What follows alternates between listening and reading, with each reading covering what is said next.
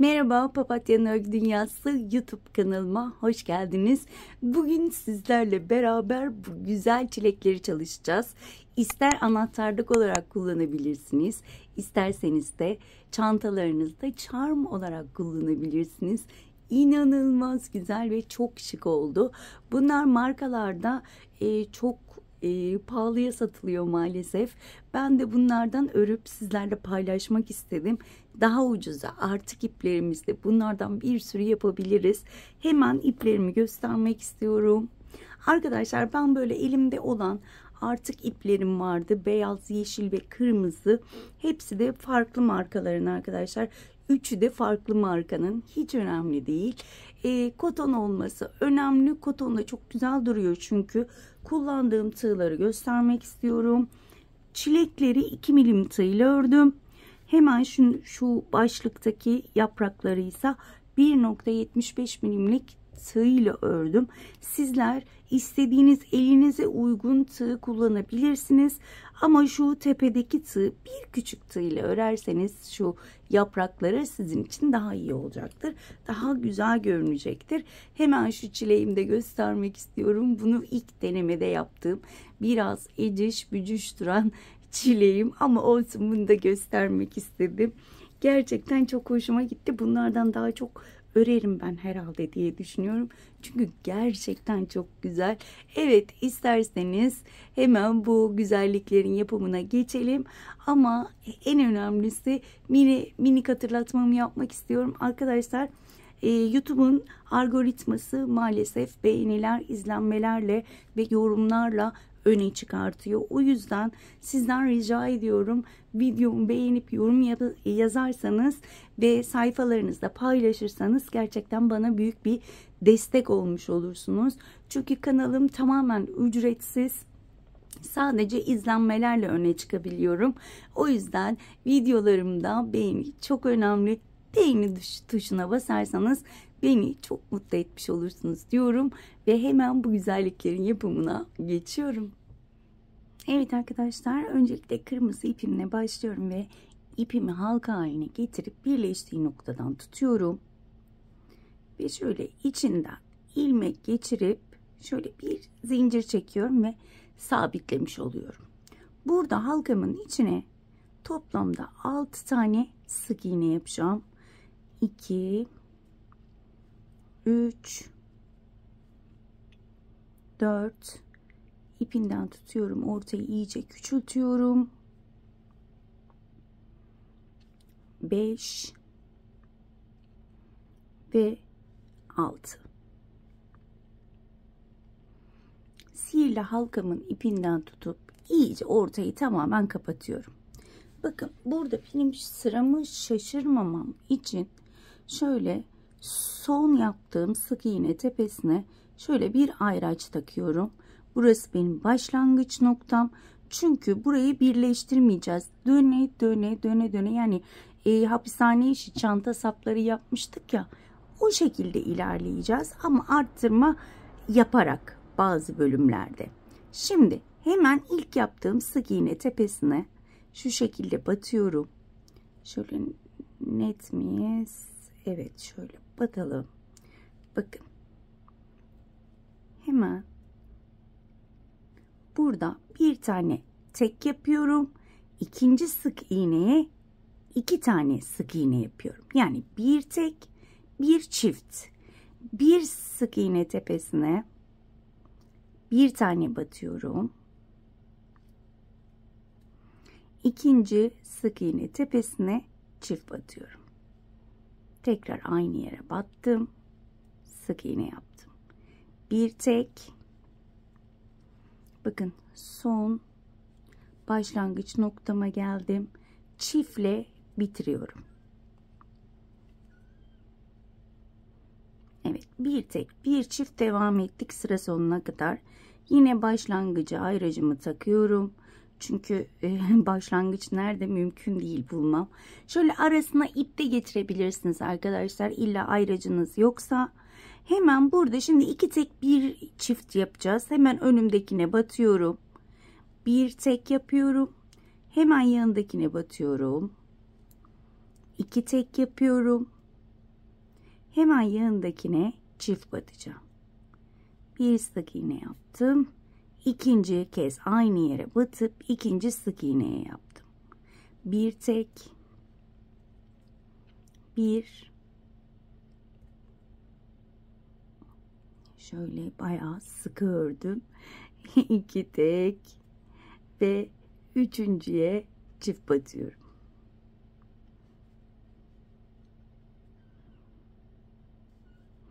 Bir tek, iki tek ve üçüncüye çift batıyorum.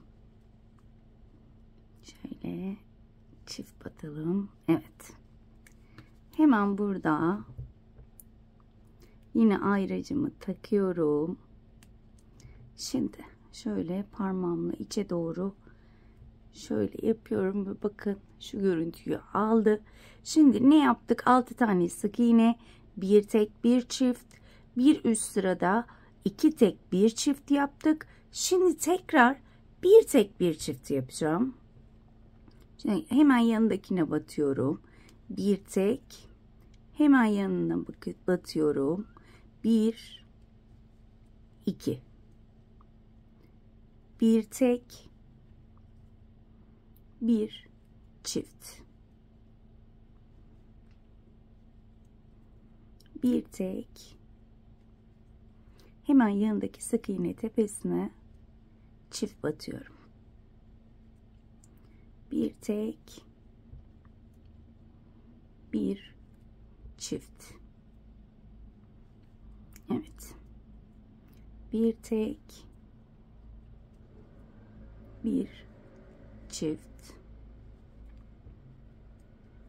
bir tek ve sonuncusuna bir çift. Evet.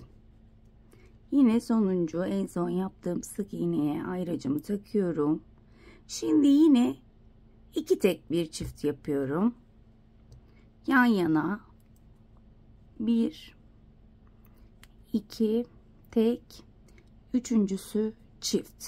Bir, aynı yere battım. 2, bir tek, iki tek, üçüncüyü çift batıyorum. Bir tek, iki tek, üçüncüyü çift batıyorum. Sıra sonuna kadar bu şekilde devam edeceğim. İki tek bir çift. Evet, sona doğru geldim.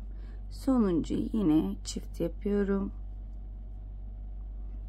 Ve hemen şöyle göstermek istiyorum. Bakın şu şekilde oldu. Hemen şöyle tersini çevirdim. İyice sıkıştırıyorum ve ince bir tığla hemen bu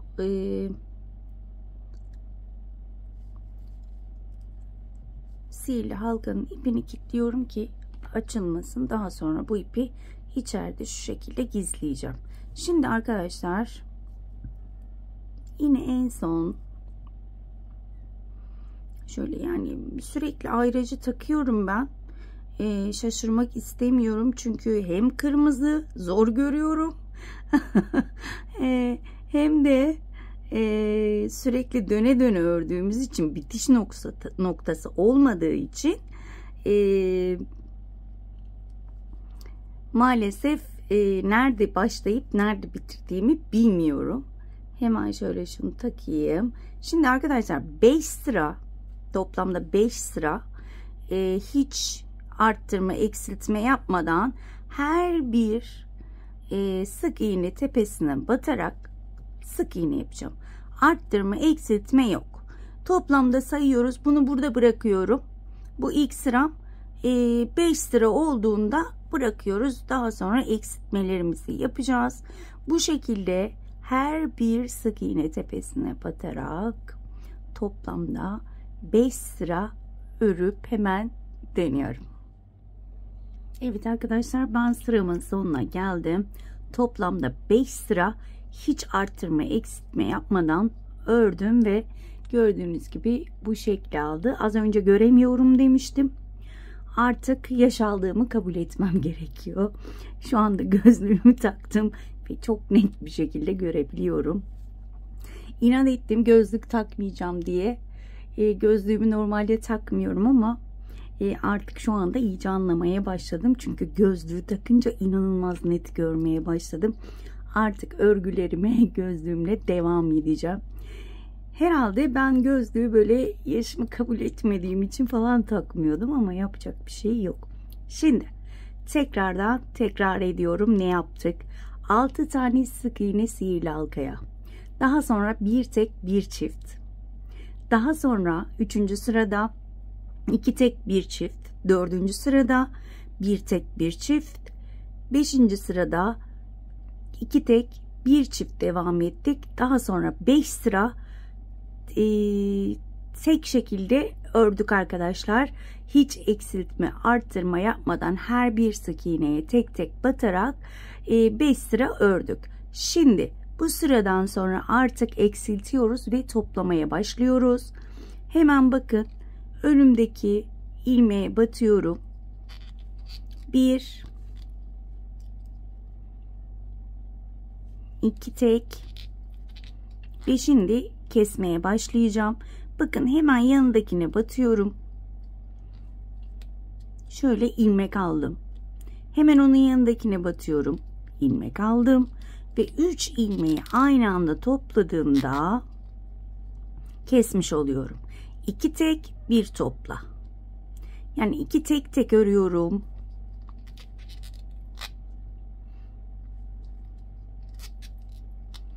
Ve bir tane kesiyorum. Birine battım, ilmek aldım. İkinciye battım, ilmek aldım ve 3 ilmeği aynı anda kapattım. Sıra sonuna kadar bu şekilde devam edelim. Evet, sıranın sonuna gelmek üzereyim. Hemen ayracımı çıkardım. Yine burada kesme işlemi yapıyorum. Hemen önümdekine battım, ilmek aldım. Yanındakine battım, ilmek aldım ve hepsini birlikte kapattım. Yine ayracımı takıyorum. Ve şimdi artık bir tek bir kes yapacağız. Bir tane normal örüyorum. Bir tane kesiyorum. Bir tane tek örüyorum. Ve hemen bir tane kesiyorum. 2 tane yan yana battım, ilmek topladım. 3 ilmeği aynı anda kapattım. Bir tek bir kes. Evet, sıra sonuna kadar bu şekilde devam edeceğim.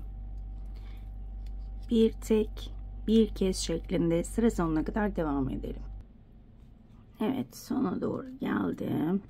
Bir tek yaptım. Hemen burada bir tane kesiyorum. Hemen burada yine ayracımı takıyorum. Şimdi şöyle bir ilmeğimi uzatayım. Hemen şöyle hemen boncuk elyaflarımı alıyorum. Şöyle boncuk elyaflarım var. Hemen doldurmaya başlıyorum. Evet. Ya ister az doldurun, ister çok, tamamen size kalmış. Bir de hemen hatırlatmak istiyorum. Evinizde, elinizde şu anda elyaf olmayabilir. Artık iplerinizle de şöyle iplerinizi minik minik kesin. Daha sonra bu şekilde içine doldurabilirsiniz. Ben elyaf almadan önce öyle yapıyordum. Öyle de çok güzel oluyordu bence. Çoğu düğmelerimi de öyle yaptım. Elimde elyaf olmadığı için artık yünlerimi şöyle minik minik kesip içine doldurdum. Güzel oluyor. Eğer elinizde elyafınız yoksa onu da uygulayabilirsiniz. Fikir olması amaçlı şöyle bir söyleyeyim dedim. Evet, benim için bu yeterli. İyice doldu ve gördüğünüz gibi çilek görüntüsünü elde ettik. Bandım da çıkıyor. Evet, şöyle hemen kenara alıyorum. Arkadaşlar şimdi burada artık hep keseceğiz. Kapanana kadar hep keseceğiz. Yani bir tek bir çift yaptık. Şimdi şöyle ikişer ikişer batacağım. Şöyle elyaflara da dikkat edeyim. Kapatıyorum. Elim birazcık terleyince hemen ip ötmeye başlıyor. Maalesef kusura bakmayın ses için.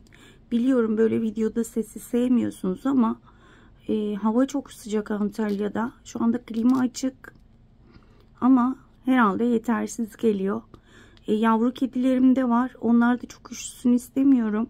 18'e ayarlayamıyorum yani. Böyle birazcık serinlemiş oluyoruz ama yine de ellerim maalesef ki terliyor. Bakın hep kez yani 2 tane yan yana batıyorum. Bu şekilde ortası küçülene kadar devam ediyorum. Sürekli kesmiş oluyorum. Evet. Sanırım bir haftadır dışarı çıkmıyorum sıcaklardan dolayı. Evde bu yine sizlerle beraber video çekiyoruz. Bakın buranın üstü kapanacağı için zaten üstünü tamamen kapatmaya gerek yok. Bir zincir çektim ve şöyle makasıma bakıyorum hemen nerede. Buradaymış. Ve hemen ipimi kesiyorum. Şöyle. Daha sonra bunu içeriden geçirip saklayacağım. Keseceğim. Elyaflarım şöyle çıktı ama ben onları temizlerim. Şöyle yara bandını da çıkarayım. Yine egzamalarım var. Böyle kötü görüntü olmasın diye bant takıyorum ama çıkıyor maalesef. Evet, bu şekilde çileğimizi bitirdik. Şimdi süslemelerini yapacağız. Bakın şöyle yine koton bir ip kullanacağım. Şöyle pıtırcıklarını yapmak için hemen şöyle göstermek istiyorum. Bunu göz kararı yapıyoruz. Yani nerelere pıtırcık koymak istersek hemen bakın şöyle tepe noktadan batacağım. Herhangi bir yerden iğnemi çıkaracağım. Şöyle. Evet. Bakın ucuna da sadece bir düğüm attım. Şöyle.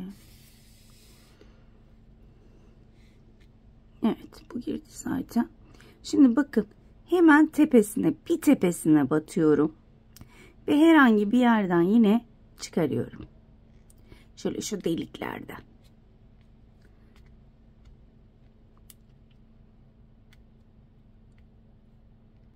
Elim yine terledi maalesef, o yüzden iğneyi çekemiyorum. Evet. Bakın şöyle pıtırcığım olmuş oldu. Burada da aynı bir tepesindeki deliğe batıyorum. Herhangi nereden, şuradan çıkaralım. Şöyle birazcık çekiştiriyorum. Bir üstüne battım. Şöyle şuraya yapalım. Evet. Dediğim gibi göz kararı, az çok tamamen size kalmış. Çok değil, birazcık çekiştiriyorum. Evet, yine herhangi bir yerden çıkarıyorum. Bu şekilde dilediğiniz gibi pıtırcık diyorum ben bunlara. Ne adlarını bilmiyorum. Neyse, yine pıtırcık diyeyim ben. Şöyle çok da az olmasın.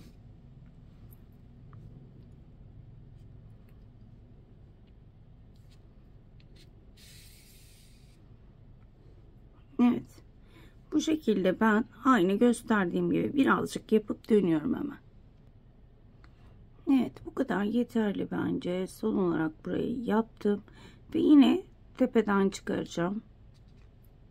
Tüm işlemleri burada başlayıp burada bitirelim ki burası zaten kapanacak. Diğer yerlerde ip kalıntılarımız olmasın. Hemen burada şöyle ucuna bakın şu şekilde bir düğüm atıp daha sonra da şöyle içten bir kere geçirelim. Ve ipimizi keselim. Burası şöyle elimizle de bir düzeltelim. Ay çok güzel oldu. Evet, şimdi yeşil ipimi alıyorum ve hemen yaprağını yapalım, tepe kısmını. Hemen bakın, şöyle 1.75 milimlik tığımı aldım. Yazısı silinmiş ama ben iyi biliyorum 1.75 olduğunu. Evet, öncelikle yine sihirli halkadan başlayalım. Yine sihirli halkamın içine 6 tane sık iğne yapıyorum. Şöyle sıkı sıkı. 1 2 3 4 sihirli halkamın ipini şöyle tutup kapatıyorum iyice.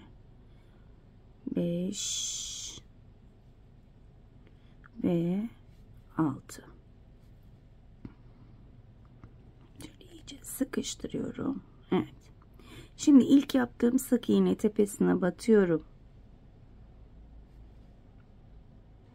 Kaydırmayla kapattım. Şimdi burada 4 tane zincir çekiyorum. 1 2 3 4.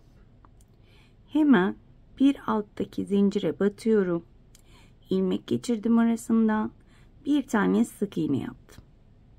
Tığ başını doladım. Bir alttaki zincire batıyorum. İlmek çekiyorum. 3 ilmeği aynı anda kapatıyorum. Tığ başını doladım. Son zincire batıyorum. İlmek çıkardım ve burada ikili trabzan yapıyorum. Ve hemen yanındaki sık iğne tepesine battım. Kaydırmayla kapatarak bir tane bakın yaprağımı yapmış oldum. Şimdi tekrar gösteriyorum. 1 2 3 4. Hemen bir alttaki zincire battım. Sık iğne yaptım. Tığın başını doladım. Bir alta batıyorum. 3 ilmeği aynı anda kapatıyorum. Tekli trabzan yapıyorum. Tığın başını doladım. En son zincire batıyorum. İkili trabzan yapıyorum. Hemen yanındaki sık iğne tepesine, yani boş sık iğne tepesine batıyorum. Ve kaydırmayla kapatıyorum. İkinci yaprağımı da yapmış oldum. Tekrar gösteriyorum. 1 2 3 4. Hemen bir alta battım. Sık iğne. İkinciye başını dolayarak batıyorum tığı. Tekli trabzan. Son sık iğneye battım. İkili trabzan. Ve hemen yanındaki sık iğneye, boş sık iğneye batıp kaydırmayla kapattım. Gördüğünüz gibi 3 tane yaprağım var. Bu şekilde 3 tane daha yapıp dönüyorum. Evet arkadaşlar, sıramın sonuna geldim. Son yaprağımı da şöyle hemen diğer yaprağın dibine batırıyorum. Kaydırmayla kapatıyorum. Burada bir zincir çekiyorum.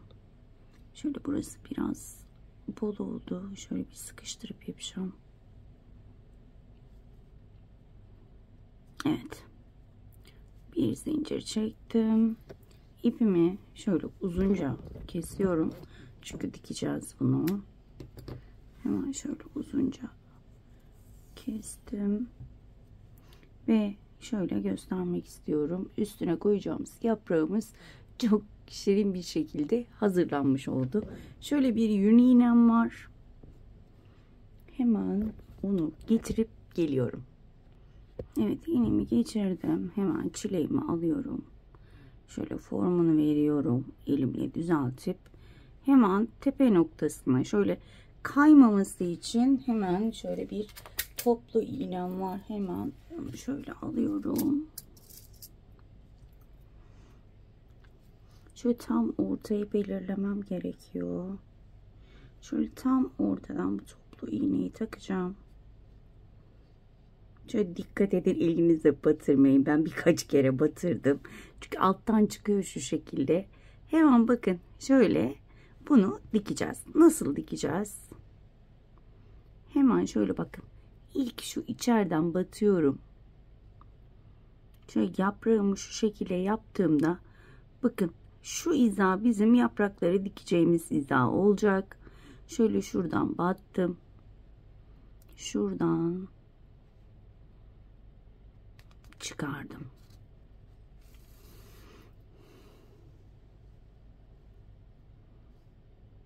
Evet. Şimdi bakın yaprağın uç kısmına batıyorum. Şu şekilde. Ve bakın burayı dikmiş oldum. Şimdi bunun dibine tekrar batırıyorum. Bu hizayı şaşırmıyorum ama bakın şu hiza. Şöyle burada şuraya baktığımda hemen onun dibine batırıyorum. Bakın şu şekilde battım. Hemen bu yaprağın şöyle uç kısmına batıyorum. Ve bu yaprağı da bakın takmış olduk. Çok güzel oluyor. Bundan ben bayağı öreceğim herhalde hediye olsun diye. Ama şu hizayı şaşırmayalım. Zaten burada bir çizgi var. O çizgide şu şekilde ilerleyelim ki yaprağımız yamuk olmasın. Evet şöyle şuradan çıkardım. Hemen yaprağın uç kısmına. Evet bunu da sabitledik. Tekrar bakın aynı yere batırıyorum. Ve şöyle yaprağımı tuttuğumda tam altına gelecek yere şöyle iğnemi çıkarıyorum.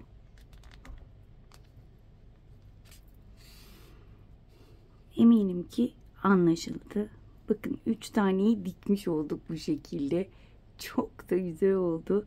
Hemen ben böyle hala çocuk gibi yaptığım şeyler güzel oldukça bir seviniyorum. Bu huyum bir türlü gitmedi. Şu güzel gördükçe inanılmaz seviniyorum arkadaşlar. Niye böyle bilmiyorum.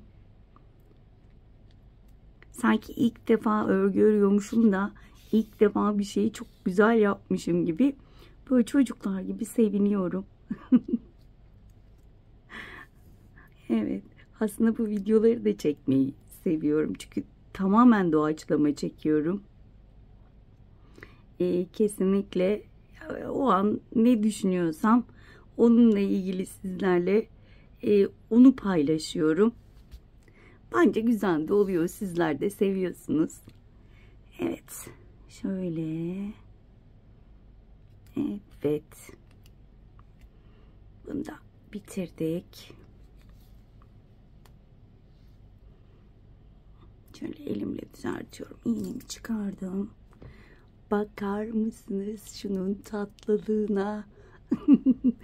Hemen yine bakın. Burada yine dibinden batırıyorum. Tam tepe noktasından çıkaracağım. Şöyle. Evet.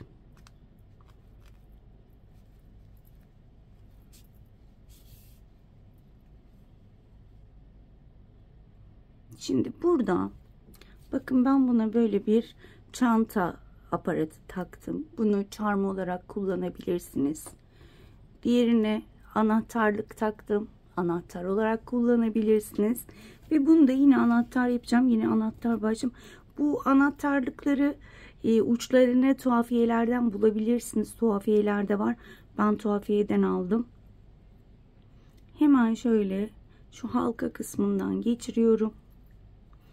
Ve bunu da dikiyorum. Şöyle tam orta kısmından yamuk durmayacak şekilde. Biliyorum biraz video uzayacak. Şu küçücük çilek için. Ama tam manasıyla yapmanızı istiyorum. Yani şunun arası açıkmış. İp çıkıyor. Kötü oldu. Şunu bir sıkıştırayım ben. Arası açıkmış. Herhalde yapmışımdır. Şöyle geçiriyorum tekrar.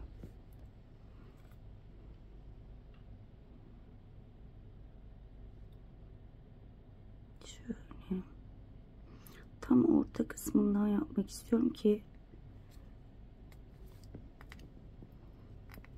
böyle yamuk durmasın. Lütfen çıkma. Evet. Bunları alırken aralarını kontrol edin. Açık olmasın yoksa ipiniz çıkıyor. Evet, şu şekilde dikiyorum. Evet. Şöyle.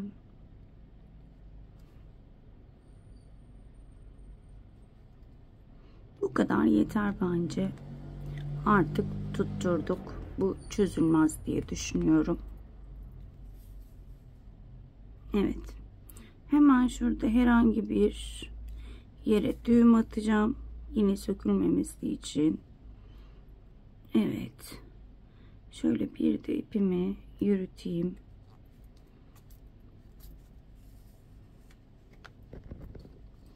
Buradan kestim.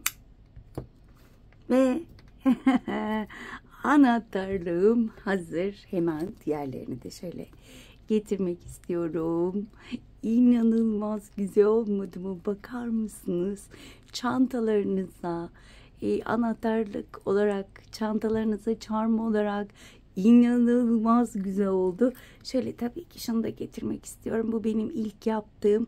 Şöyle eciş bücüş yamuk oldu, küçük oldu ama olsun.